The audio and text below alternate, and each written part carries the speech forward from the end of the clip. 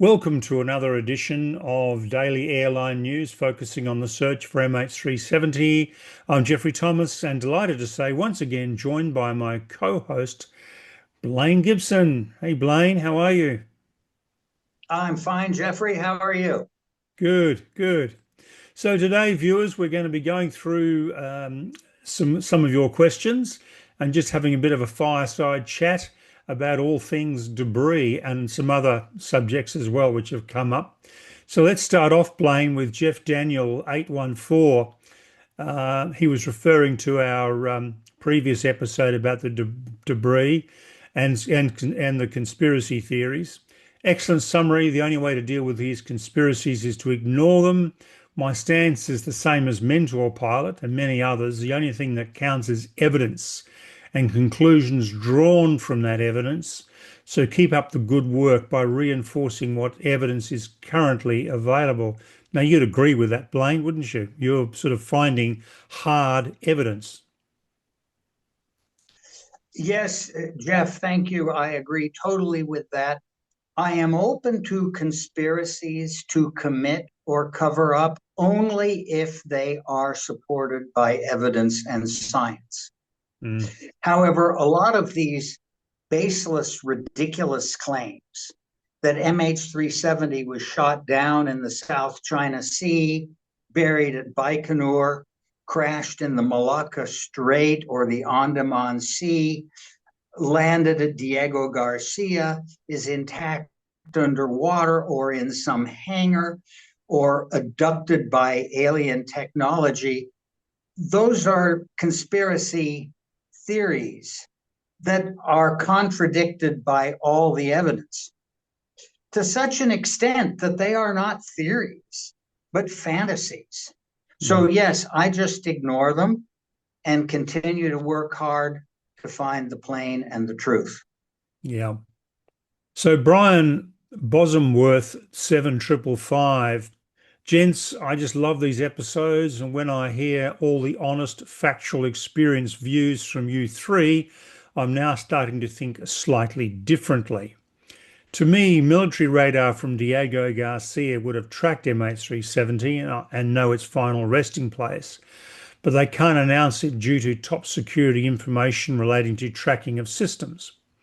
It is also my view that once the plane crashed, debris was collected and only the pieces found washed up were the bits that were missed, sunk, and possibly refloated. I'd be interested to ask you three if my new thoughts would be plausible and the governments are hiding the truth and treating us like fools, especially the families of whom I feel for the most. Keep up the fantastic work, gents. Well, before I turn over to you, Blaine, um, there's no way that anybody's collected anything yet, as far as I'm concerned. Yes, I agree. And thank you for the good wishes, but uh, let's stop it there and say that what you say is not plausible. It is possible that they may have tracked Malaysia 370 for a while from one of their facilities, depending on how close it came to that facility. But I'm quite sure that they do not know its final resting place. There is absolutely no evidence that debris was somehow collected. That is pure conspiracy, speculation, fantasy. Such operations are not plausible. It would have been seen and exposed by rival countries. Can you imagine if Russia or China saw the United States cleaning up some debris in an area where there was an air crash, or if the United States saw Russia doing that? No, they would be screaming bloody murder. It didn't happen. It would have been seen and exposed by rival countries, and people involved would have talked. These are human beings. You can't do something like that without having it leak out. Yep. Third, debris did not sink and refloat, as you said. Large pieces, such as the wing flap and flaperon, were found naturally washed ashore. And those could have easily been spotted if there were such a cleanup operation as you speculate about. But it didn't happen, so they weren't. 43 or 48 pieces of 370 debris have naturally washed ashore from the crash site, found by about 30 private citizens in 6 different countries. Now, some governments and entities are failing to release some data and facts, keeping it secret. And Richard and Jeffrey and I ask, request, and in fact demand that it all be released to the public now. Finally, if anyone is treating the families or any of us as fools, I have news for them. We are not fools, and we are not useful idiots, and we will find the rest of the plane and the truth and give the families and flying public the answers we all deserve, no matter how long it takes. Yeah, well said, Blaine. So stick to the facts, or stick to facts, K1R. Question, gentlemen, what do you think about a possible right wing failure before sea impact? Is it a coincidence that 3 large, relatively undamaged pieces, flapper on flap and part of the inboard spoiler, all came from the same area of the wing? During the Boeing 777 certification trials, this happens to be where the wing fails under high load conditions. Is this evidence that points to an in-flight breakup, liberating these pieces that then tumbled down relatively undamaged to the ocean surface? Interesting question. Yes, it's a very good question, a very, very good observation. And many experts believe that the flapper on wing flap and other pieces broke off in the air due to a high-speed dive or flutter. The ATSB said in its analysis of the Tanzania wing flap and flapper on that they were retracted at time of separation, not impact. They were careful to say separation to keep that possibility open, that they separated in the air rather than upon impact with the water, even though they did not make a determination as to which it was. Mm. Now, unfortunately, the right wing spoiler, identified by experts from photographs, was delivered to Malaysia, but never officially investigated or published. So you put together the flapper on, the wing flap, the right wing spoiler, and another piece of debris that I found, and you've got 4 significant parts of the right wing. So I want to reveal now here some information about the adjacent piece of the right wing, item 15 in the official debris report, the trailing edge panel, which I found in Madagascar in June of 2016. Now, when I first found it, I noticed that there was a small piece of metal in it that I at first thought was simply part of the interior. Well, it wasn't. The official investigation did not discuss any metal that was on the inside of the flap, the panel. It was composite. Now, I went to see 370 debris with the families at the Ministry of Transport, and that piece was there. And I pointed out to the Malaysian engineer that small metal piece that was embedded in it. And he said, wow, that's significant. We didn't catch that. Let me get back to you on that. And he did right away. He studied the piece of it and determined that it was the top, like the neck of a fastener from an adjacent panel. And he took me to the MH370 sister plane, which was 9 mmRQ, and showed me the panel that I had found and the adjacent panel that it came from.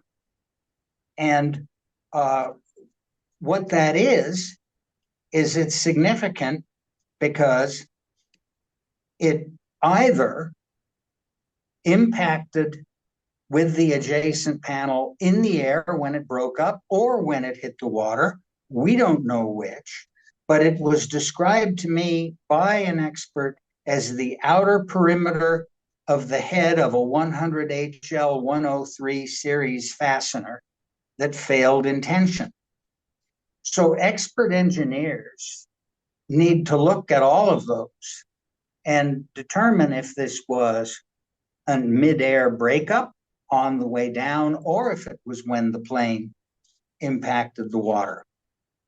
The right wing flaperon, wing flap, spoiler, and training edge paddle with the embedded fastener have significant implications for the breakup of the right wing, be it in the air or upon impact with the water.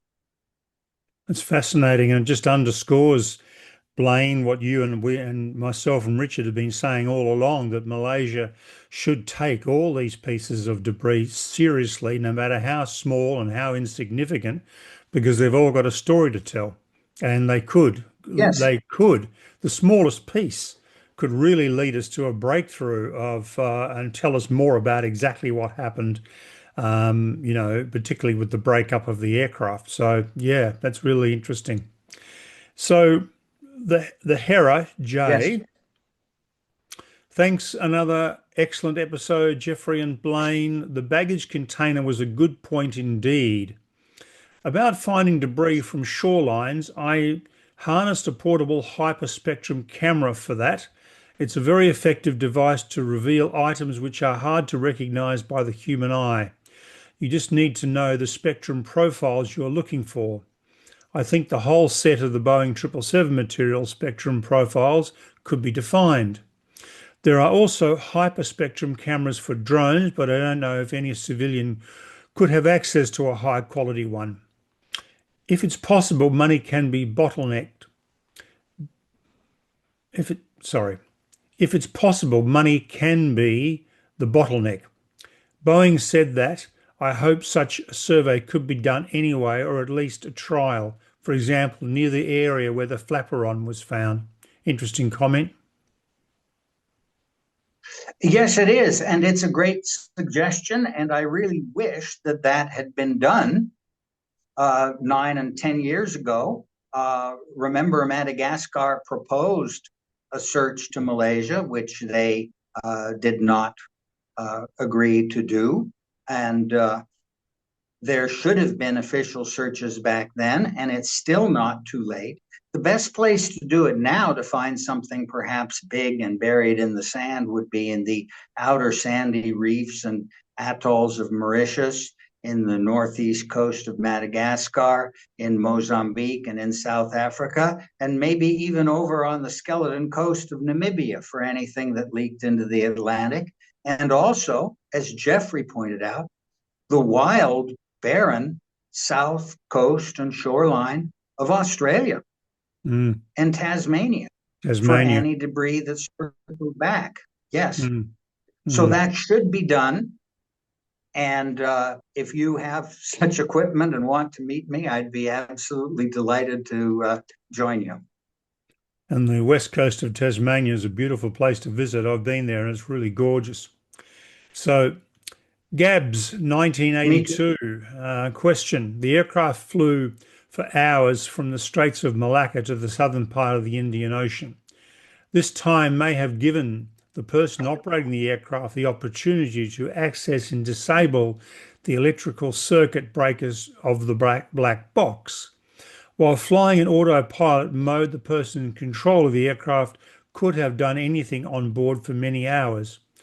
It is also possible that even if the black box is found, it may not help uncover the truth, as it may not contain any data about what actually happened.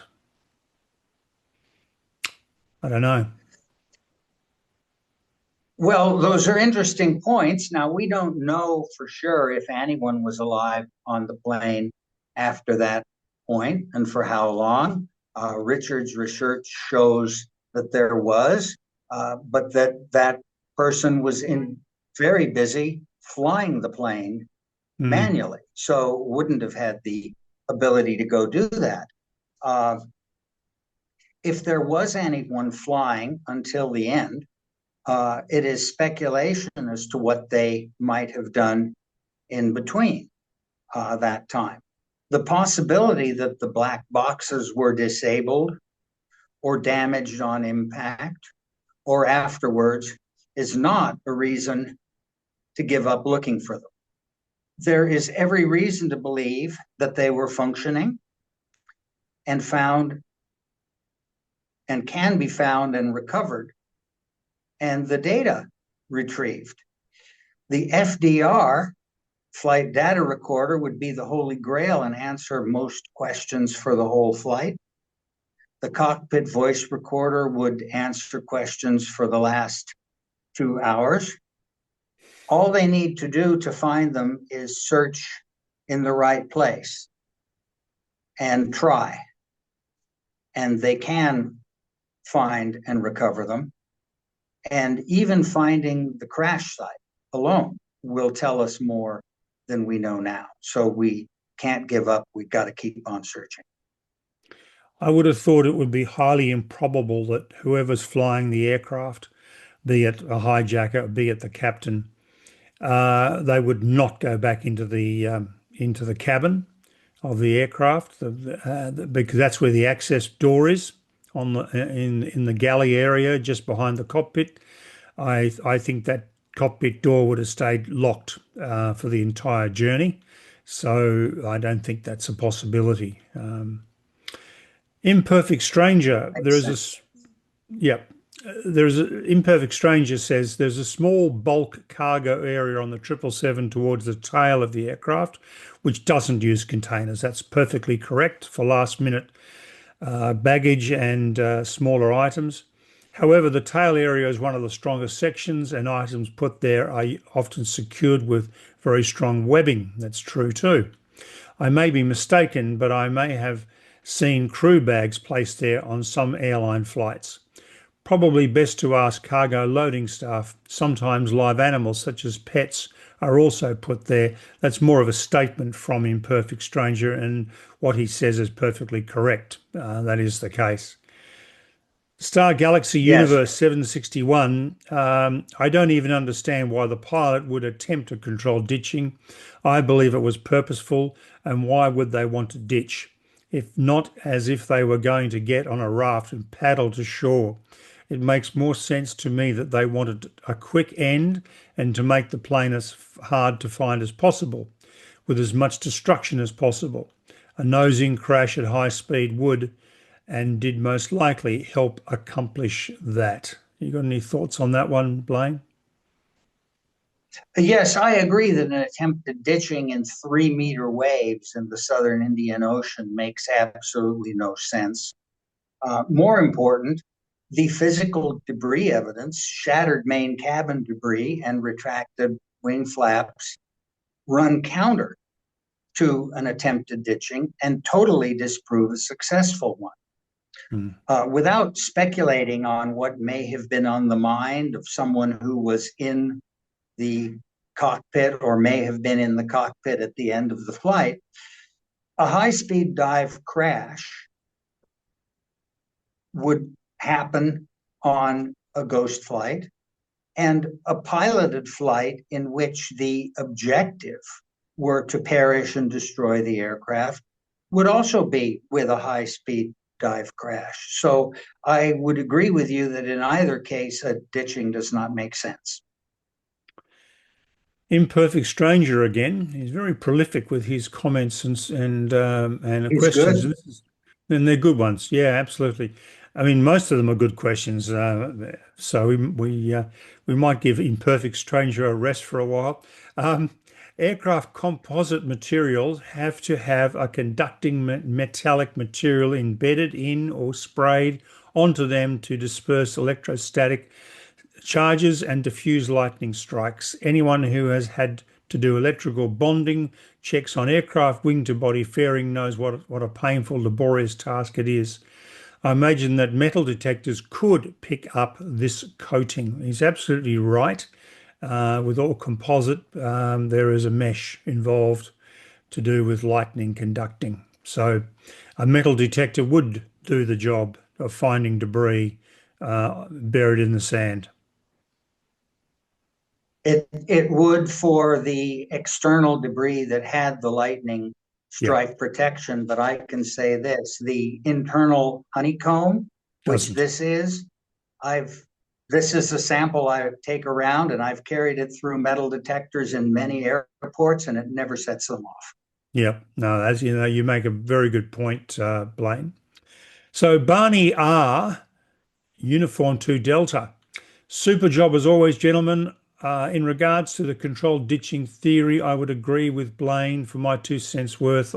I believe, given all the effort expended to keep the whereabouts of MH370 from the eyes of all of the searchers, the last thing that those in control of the 777 would want is to have an intact airliner found bobbing in the waves.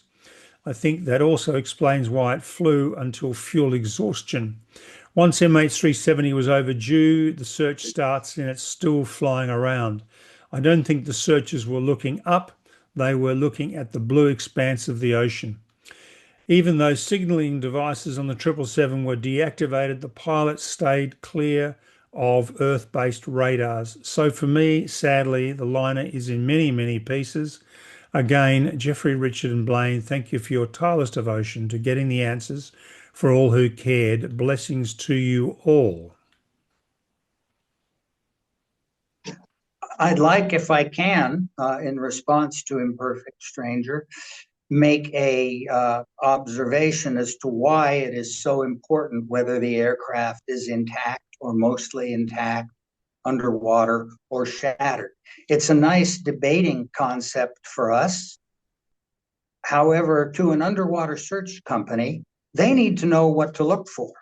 And I have been in contact privately with some underwater search companies, and Richard has too. And I believe that some of their people are watching this podcast. And it is important to them to know what to look for. They can easily look for an intact or mostly intact aircraft. But at the same time, of course, if they come across that in a scan, they'll spot it immediately. But at the same time, they need to be looking for small, shattered debris field and individual shattered pieces that lead them to it, as that's how they found Egypt Air 84. So to us, it's a nice thing to discuss and debate, but to them, it's a business and they need to know what to look for and they need to be looking for both. Mm. Sean Joseph, 2846. Just one question for all three of you. Do you guys still fly? Thank you for your work, patience in answering everybody's questions. Well, I'm going to answer that first. Yes, I do still fly. And in fact, I'm flying tomorrow to Paris for the Paris Air Show. So I don't have any qualms about flying as long as I'm flying on a really good airline and I'm flying on Qatar Airways. And that's a really good airline. So I got no qualms about that whatsoever. What about you, Blaine? Yes, I still fly. I have absolutely no fear of flying. It's sometimes a little weird when I do, especially if I'm on a 777, because I might find myself looking out the window at the wing and looking at the cabin to see if I recognize anything that I might have picked up on a beach. So that's a bit macabre, but I have absolutely no fear of flying. And I even fly on Malaysia Airlines. But yes, I do still fly, no problem, and no fear of it at all. Yeah. And as long as you stick to a good airline, you're right, you're fine. Flying's incredibly Yes. safe today. It really is. It's fantastic. So, viewers, that's all we've got time for today. Thank you very much for watching. Thank you, Blaine, for your time and answering these questions. And so please subscribe to us, please like us, please keep the comments coming. and any suggestions you've got of topics around MH370 you'd like us to cover, please let us know. And we'll be back very soon with another episode. Thank you, Blaine. Thank you, Jeffrey, and thanks to all viewers. See you later.